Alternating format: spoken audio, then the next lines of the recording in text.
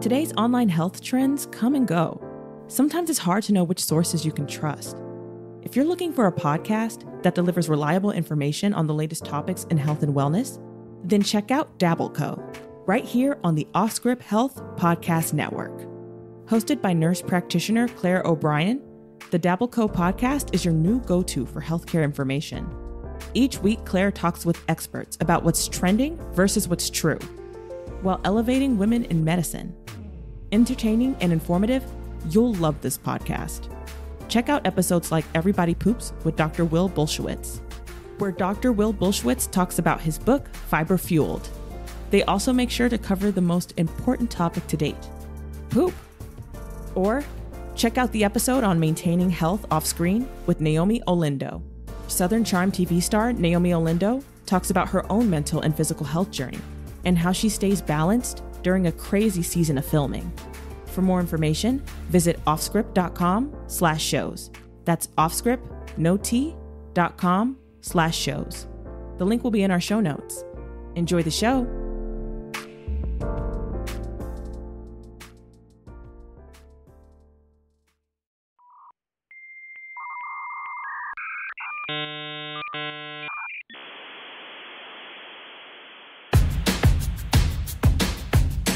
I'm as mad as hell, and I'm not going to take this anymore! Hello, friends. Welcome back. Got a really quirky show for you today. Jen Palumbo, epic human being. Turns out we went to the same college, was in the same theater group, and somehow didn't know each other. And yet here we are. Karma ensues. Full circle, small world. Jen's a freelance writer, a Forbes contributor, and a women's health advocate in fertility, which is, something I really care about. Infertility rights, family planning rights. It's a big deal. We're both parents of IVF kids. We both share a love of Wegmans. And man, did we really hit it off live here in studio. And she volunteers for organizations that have already been on the show, names you know, like Resolve and the Alliance for Fertility Preservation. She won the Infertility Social Warrior Award in 2018 and the Best IVF Blog of the Year in 2019. She's loud, she's proud, she's from Long Island, and man, what a great show. Brace yourself, let's get started.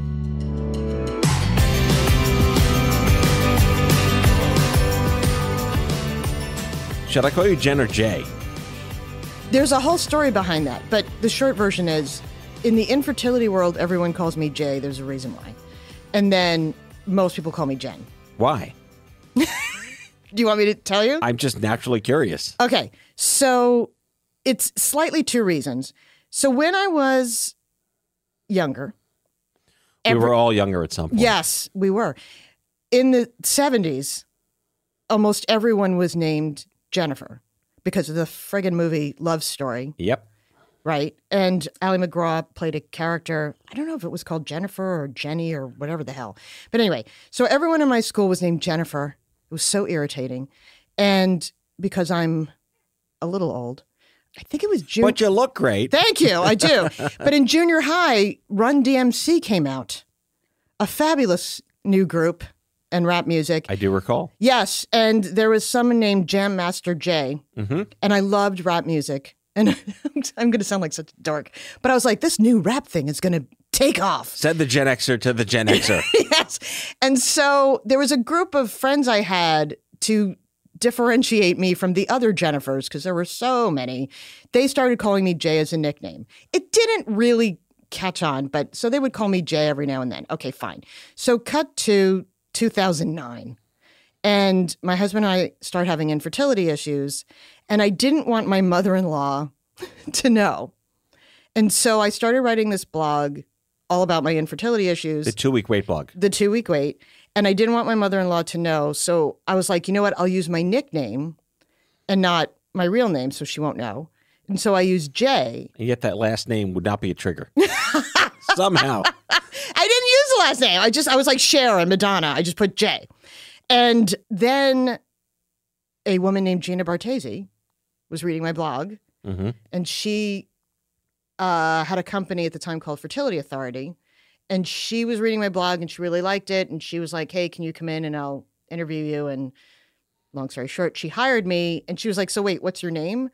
And I'm like, well, That's complicated. Yeah, so I kind of told her the story. She's like, all right, well, we're sticking with J. That's it. JP, all the way. So then my whole career in the infertility world took off, and everyone in the infertility world called me J. And in a weird, bizarro way, it kind of is cool because I know where I am based on what people call me. All right. So for the sake of the people listening to the show, I shall dub thee J. Palumbo. Yes. I actually think J is a cooler name than Jennifer. Well, Jen is always like, Jenny. Yeah, I know. For our generation, at least. Yeah. Well, I have a similar analog, too, because my legal name is Matthew Zachary Greenswag. And I don't hide that from the public, but I've been using Matthew Zachary as a pseudonym for 26 years. And I did that. And I was going to say, what made you change it? Well, it's my legal middle name. Right. Meyer-Ziska, it's like Hebrew. Like Greenswag was like tacked on. Meyer-Ziska is my Hebrew name. Mm-hmm. Honestly, it came down to my coping with cancer. Oh. Matthew Zachary was the part of me that survived. Oh, wow. Deep-rooted psychology. Deep-rooted. I mean, it took me years to reconcile why I chose to do that. Yeah. But starting from my first job in 96, after I was done with my treatments, I became Matthew Zachary. My music, my albums, my business cards, legally, I had my driver's license and my health insurance was still Greenswag. Yeah. But Matthew Zachary's been what I've been known for now 25 years later. I'm Matthew Zachary in the career, in the universe. I love that. It's like what rose out of the ashes. It's a little phoenix. Yeah. Yeah. I'm not ashamed of my last name. I just hate spelling it. At least yours is like somewhat alliterative and potentially spellable. Palumbo. Well, and it's funny because it comes up a lot because I didn't take my husband's name, which cracks me up because... Neither did my wife. Good for her, because no one wants to be a Greenswag. Well, no, it's... What year is this? 2022? 2022. Yeah, it's hard to keep track. I know. That comes up... Well, it doesn't come up and it does come up a lot. So basically, because everyone's like, oh, is this a problem with the kids and yada, yada. It's really not, but people are always so shocked I didn't take my husband's name. He doesn't care. Well, my family's even more messed up because I'm Matthew Zachary. Yeah. My wife is Jessica Feldman, and the kids are Kobe and Hannah Greenswag. Oh, wow. So nothing but identity crises in my family. Anyway, I want to get started. Obviously, nothing makes me happier than when people come on the show that I kind of almost didn't know but knew because we went to Binghamton. Right. Which is the greatest college in the world, says me. It's funny because I did transfer there. So I went to another SUNY school for 2 years and then I transferred to Binghamton. I loved Binghamton. It was phenomenal. Yeah, it really was. Just like the greatest. It was just far enough away where I didn't need to worry about my parents, but just close enough if I needed money. Right. Or travel home. Yeah. Exactly. Yeah. Exactly. I had the greatest college experience. I did too. I'm envious of myself, how great it was. I miss it. I dream about college. Like, just such a comeuppance, such a wonderful time there. And I met great people there. And we're still friends with people we met in college. Yeah. 3 of my best friends I met freshman year. Right. Jonathan, who I was telling you about. Yeah, shout out to John Valukas. Jonathan Valukas, it's one of the best. I think it's like whenever people say you can't have more than one soulmate, I'm like, you're wrong, and I'll tell you why. Yeah, exactly. Jonathan is a soulmate of mine, and he and I met at an audition, and I swear to you, I've never had this happen before, where I was like, hey, I have a question, because I had just transferred there. I said, how do you leave a note to a stage manager? He goes, you take a piece of paper, you write a note, you put it on the bulletin board, right here. And I said, okay. And he looked at me and he goes, do you want to get lunch? And I'm like, yes, I do. And then we were the best friends. Like, just boom. And then you went to like Dickinson dining room. Yeah, pretty much. But like, I don't know. We just became like the best of friends. We were watching Clue in his dorm room. Like, that was it. Yeah, by the way, no social media. Yeah. Maybe a lot of AOL floppy disks, but that was about it. Yeah. And I loved the theater culture in particular. Like, you remember Studio A and Studio B, yeah. Yeah. And then I loved going to... You shut the world off in those places. Yes. But there was always something to watch. Yes. Something being produced. Mm-hmm. And, oh, God, I missed that. You take with you in your life the things that have meaning to you. And here we are 26, 27, 28 years later. Yeah. And we're still who we are because of what happened to us back then. Yeah.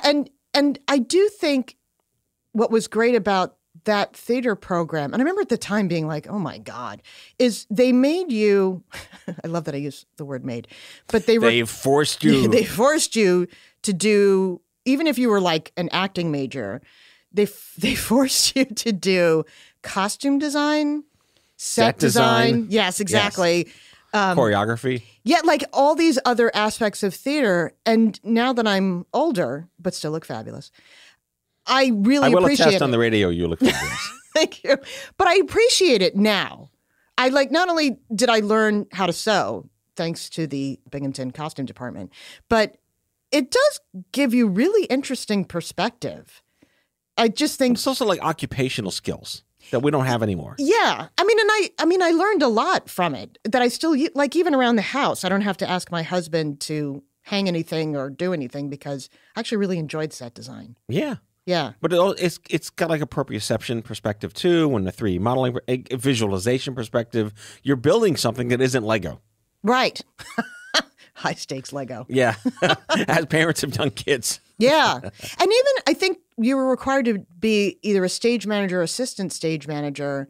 And I loved that more than I thought I would. I think it. Well, they really pushed you. Yes. And it exposed you to different aspects of theater you may not have tried out that you liked. Right. And I actually think, like, I don't know if it's bad to name names, but like David Sugarman and John Bizzetti, I think John Bizzetti. They're clearly listening to this show. Hey, guys. That's so funny. I think John Bizzetti's an agent and David Sugarman's a stage manager. See? Yeah. People that actually become what they studied. Yeah. Rare. Imagine that. But that. it happens. Yeah. A lot of the people we went to school with. Harper College of Arts and Sciences. Yes. Did go on to do something they actually studied. Yep. And I think I might be remiss to let my listeners know that I was the pianist. I was like the That pianist. I remember. Yeah. It was the best time of my life. I got Especially now that you gave me your real name. Yeah. That I was Matt Greenswag. That was who I was. I was pre-cancer, whatever the hell I'm doing now, just living your life. I was going to go to film school and be a composer. That was what I was training for. That is just so crazy to me. But I played piano for all the musicals, for the repertory company, all the acting auditions, for all the shows. Do you remember me? Probably. I vaguely, like, now that you're putting this all in context, especially the last name, because that's a pretty unique. I was the only Greenswag at Binghamton until my brother went there. Yeah, it's not a Smith. It's not like that I feel like I vaguely remember you now. Like Sweeney Todd auditions. Yeah. I vaguely remember that. Attend the tale of Sweeney Todd. I was odd. And I remember, Rand was his first name, right? Who played Sweeney Todd? Maybe. Okay. So he was a little heavy. I say this with love. Okay. And I remember the reviews. He was no Johnny Depp. No. And I remember the reviews, whoever reviewed that production was like, kind of made a... I mean, Len Cariou, who played the original. He was a little heavy, too. But it's fine. Yes. He's a disgusting character. He could be whatever he wants. But the reviewer, whoever reviewed our Binghamton productions, kind of made a comment like, I don't really know if this guy's been starving in prison. I always remember that. I'm like, oh, come on. I love to reminisce, and a shout out to Wegmans, which for me was like just my official orientation to there's more than New York than the Bronx. Yeah.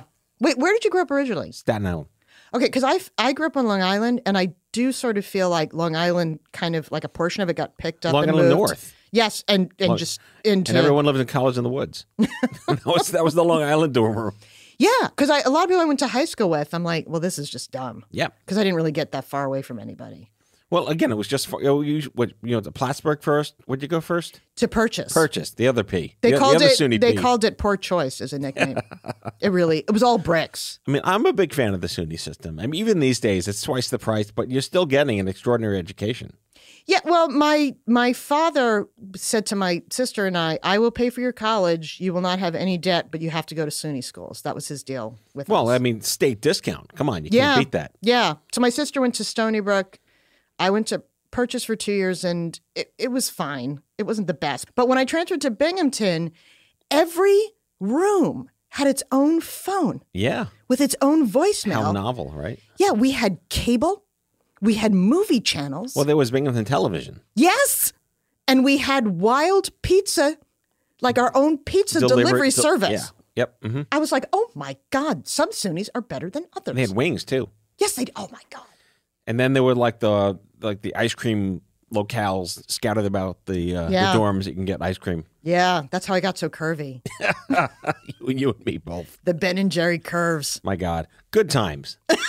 And then life happens. And fuck me. Yeah. Well, and even I had non-invasive thyroid cancer. What year? 2019. That's why I have a scar on my neck. Well, that's recent. Yeah, I said I look like a pest dispenser. Wait, so life hit you too? Yeah. I know. Now I need a new name for that. I'll have like several names. You're going to be Jeff Palumbo. And you know, Palumbo means pigeon in Italian. Does it really? Isn't that awful? There were lots of them in the city. I know. You know they're a genetic mutation of a dove? Really? Yes. A genetic mutation? Yeah, pigeons are doves. See, my dad... They've just been like spoiled by the city. My dad, whose name it is, because I, again, kept his name, he told people it meant warrior eagle.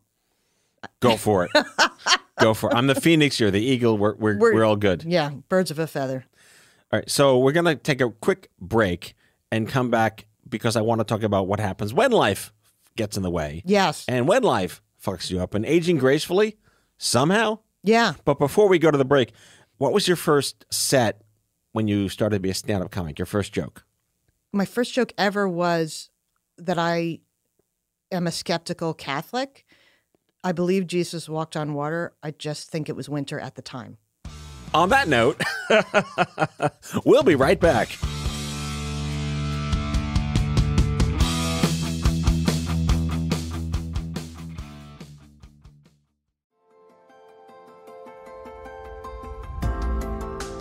Hey guys, it's Matthew Zachary, and I want to tell you about the National Comprehensive Cancer Network, or the NCCN. The NCCN creates the treatment guidelines for doctors that help cancer patients lead better lives. But I want you to know that the NCCN also has guidelines for you. The patient guidelines were funded by the NCCN Foundation and were created just for people with cancer and their caregivers. They're free, they're easy to understand, and they're available right now for you, the patient and the caregiver. So go check them out at nccn.org/empower. That's nccn.org/empower.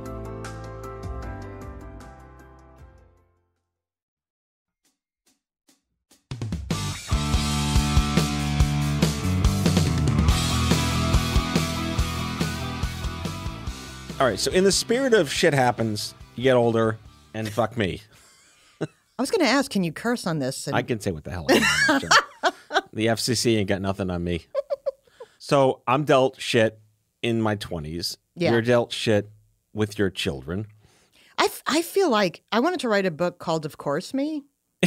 Because Why not me? Because, well, it was like, you know how they say, oh, why me? And then it's like, well, why not me? And then after a while, it was like, well, of course me. Like, Yeah. It's just like one thing after another. Well, I mean, we share obviously way more common threads than we thought when we met each other out the door today. Right. But infertility has been rife throughout our entire lives. Yeah. And as a Italian Roman Catholic, that came as a shock to me. Mm-hmm. I was like, You're supposed to be just like popping them out like that's eggs. what I mean. Yeah. This is not what I was You're informed. a Pez dispenser by genetic, disposition. Well, and all the nuns were like, if you're in a 1 mile radius of sperm, you're going to get pregnant and work at a gas station and your life's going to be ruined and all that.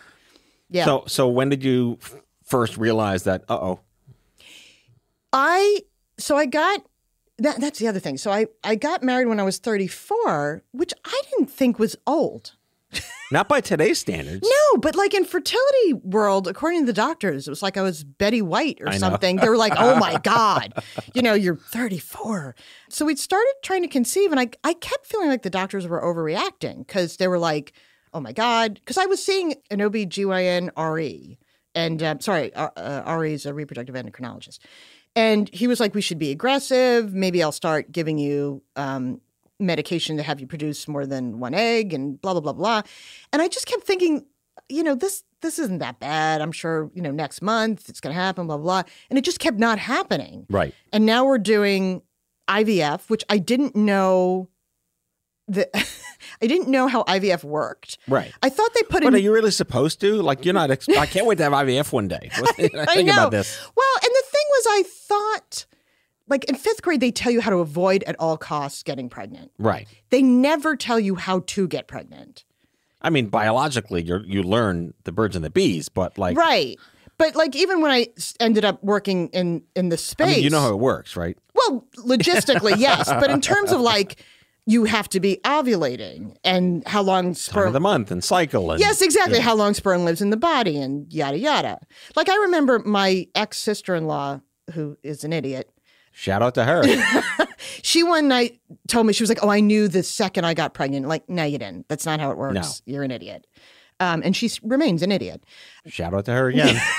She's gone now. They're divorced. Okay. But I'm sure she's listening to this program.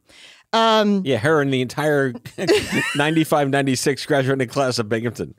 So when he explained to me how IVF works, I was shocked where they put the needle. Like, it doesn't need a metaphor. And IVF is as bad as a needle in your vagina. Mm-hmm. You're like, what? So then we do the first IVF, and it's awful because I produce all these eggs, Right. but I don't get that many embryos. Right. There's an over-under on the netting out. Yeah, and then it's like you're paying $15,000 to get your period when people get it for free. Never thought about it that way. You're like, Jesus. So, yeah, I mean, the whole thing was awful and kind of a life changer because I just never thought that this would be a problem. And I don't know if you felt this way as a man, because I've never been a man, nor have I played one on TV. But as a woman, and especially, again, being Italian and Catholic. Like your body's betraying you. Yeah, it's like the thing that you were meant to do and that, my sister and my cousins and everyone in my family is doing, my friends, they're just, Popping them out left and right. Yeah. I mean, and at the place that I worked at the time, I remember everyone was getting pregnant. And someone made a joke at the time, oh, there must be something in the water here. And I'm like, guess I'm drinking at the infertility soda machine because I'm not getting pregnant. Stupid Suffolk County. I know. I'm just like, for crying out loud. So it really, I was like, am I being punished? Did I do something wrong? It really impacted me. Well, in my case, I knew I was infertile because the cancer treatments just rendered me like just an easy bake oven. I was a shell of a person. I just knew. Did the doctor, though, talk to you about it at the time of your cancer diagnosis? Surprisingly, yes, only. Wow. Because I was in pediatrics.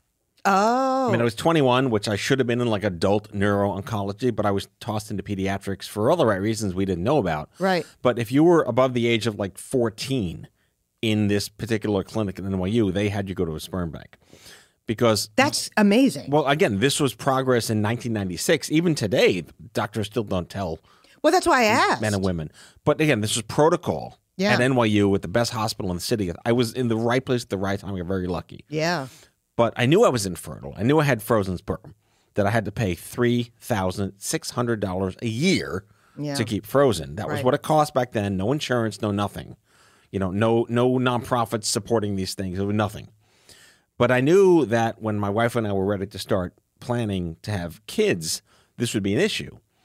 So I shout out to our dear friends, Joyce Reinecke and Lindsay Norbeck, the founders of a group I mentioned a million times, Fertile Hope, one of the very first young adult cancer fertility advocacy organizations in the early 2000s. And in meeting them, history lesson here, in the heyday of Livestrong was kind of when they came to prowess.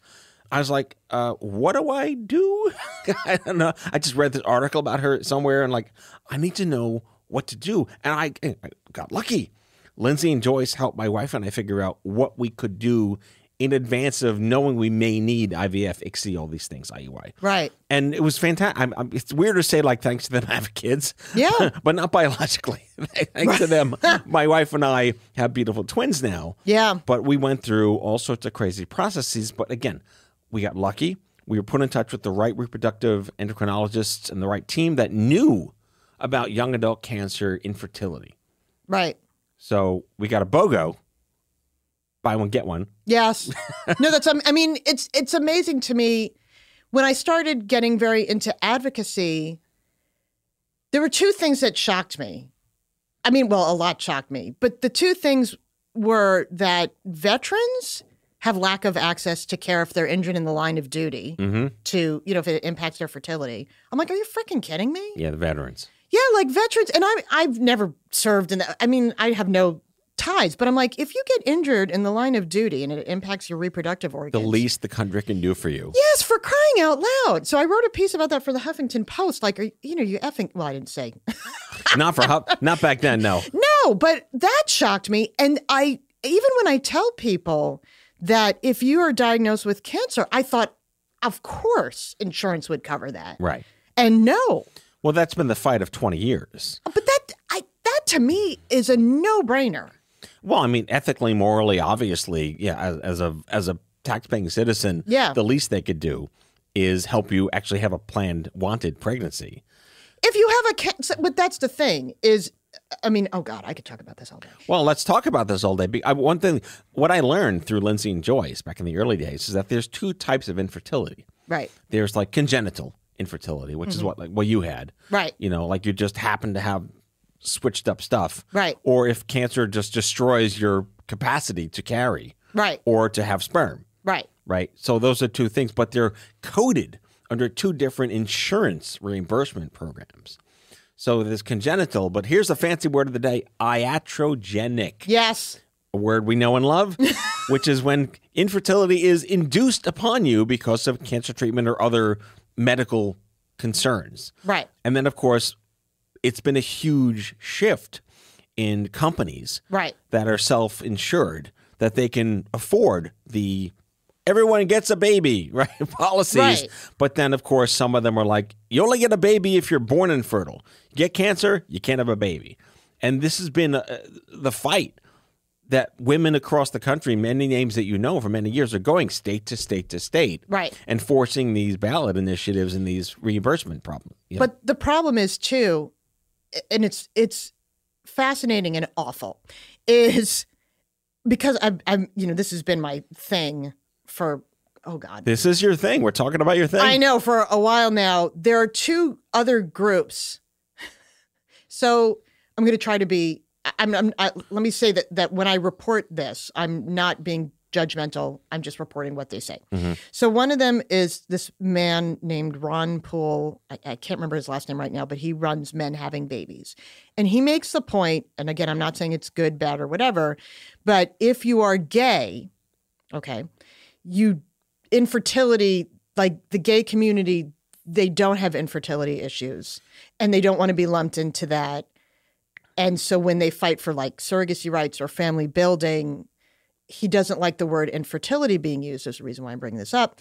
And then there's this woman whose name I don't recall, so I can't actually offend her. No shout out to her. No shout out to her, but she has been pushing hard for something that she calls like social infertility, where she just couldn't find someone to have children with.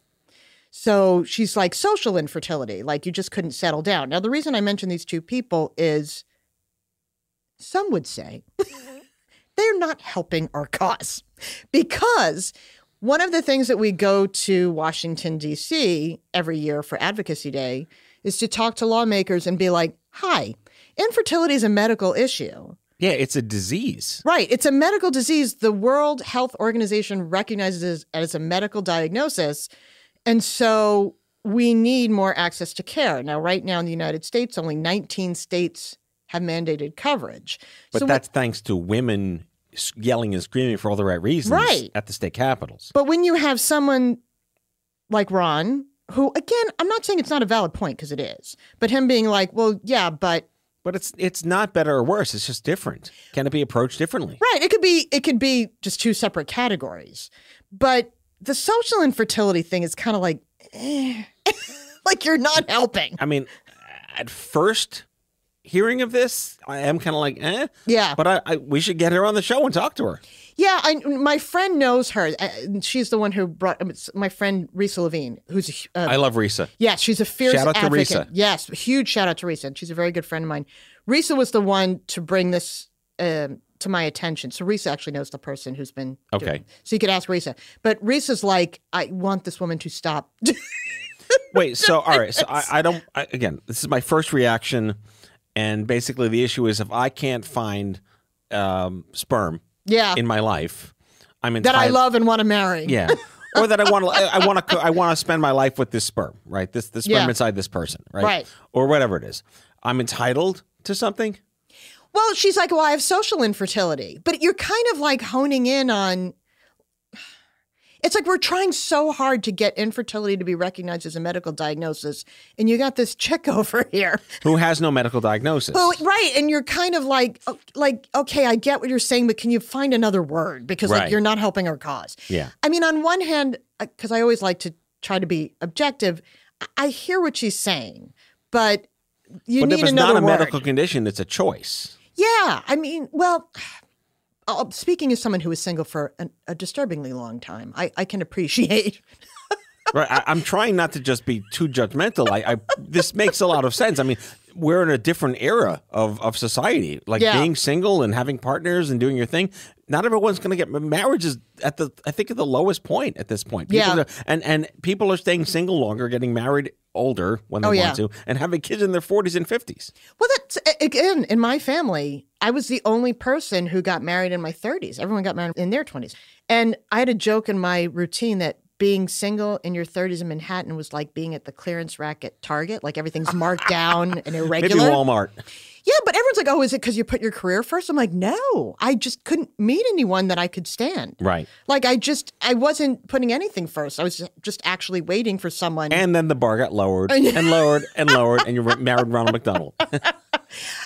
I thank God I finally met my husband because my family was going to stage an intervention soon. So where are you now in the infertility rights activist world?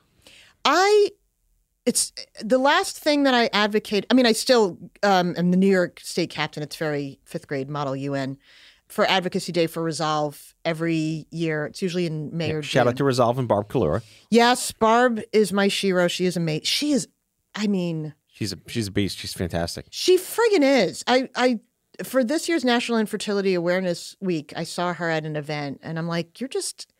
She's killing it. She is. She's just so even-keeled. And I remember after one advocacy day that was really frustrating, at the end of the day, she's like, you're coming back next year, right? I'm like, yes. She's like, it takes like it does. It takes incredible persistence.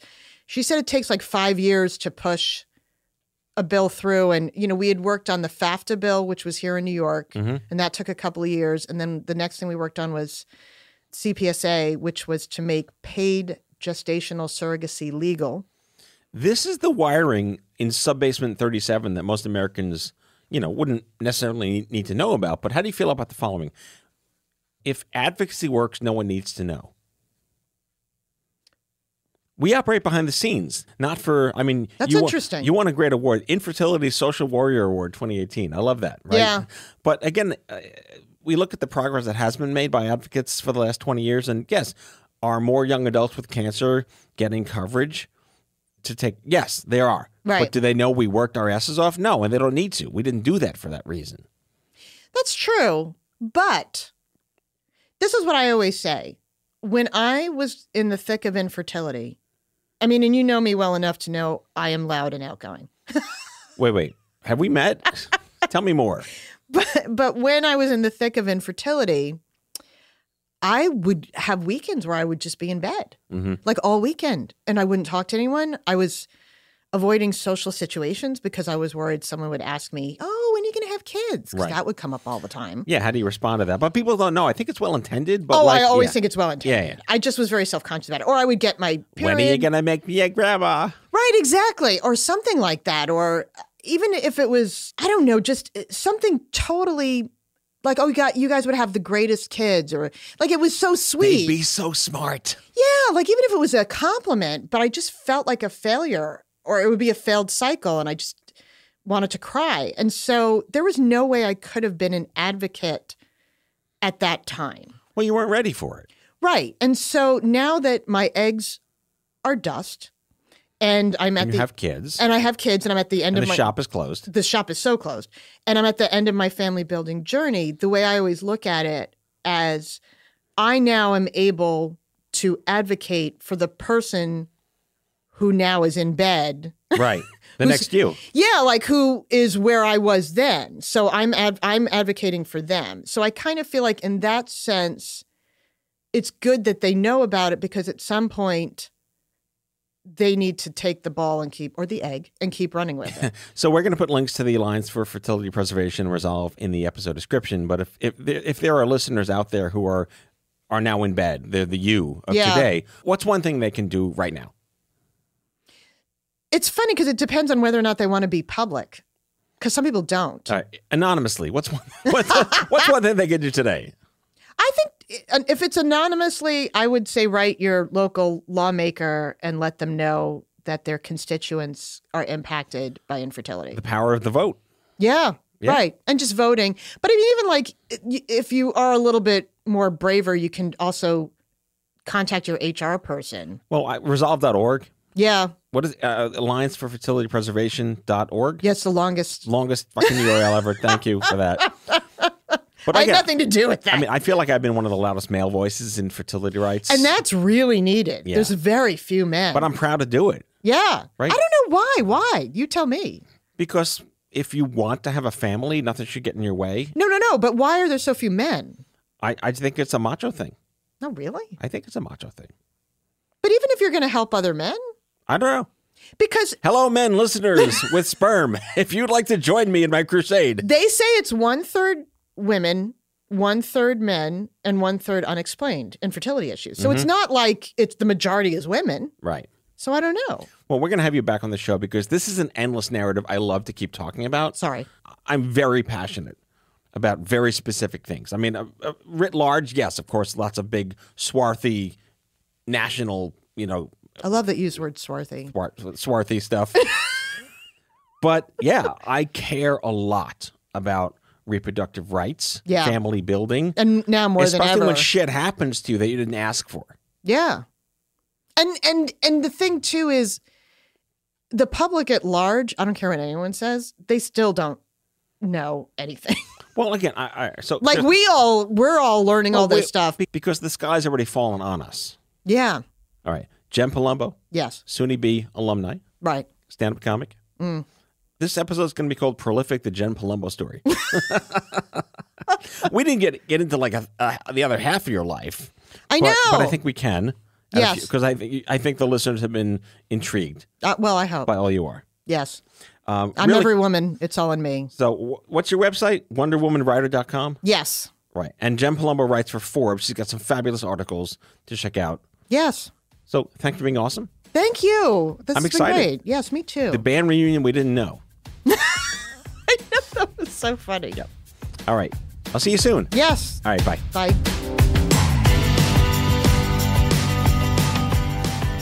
Out of Patience with Matthew Zachary is an OffScrip health production. The executive producers are Matthew Zachary and Andrew McDowell.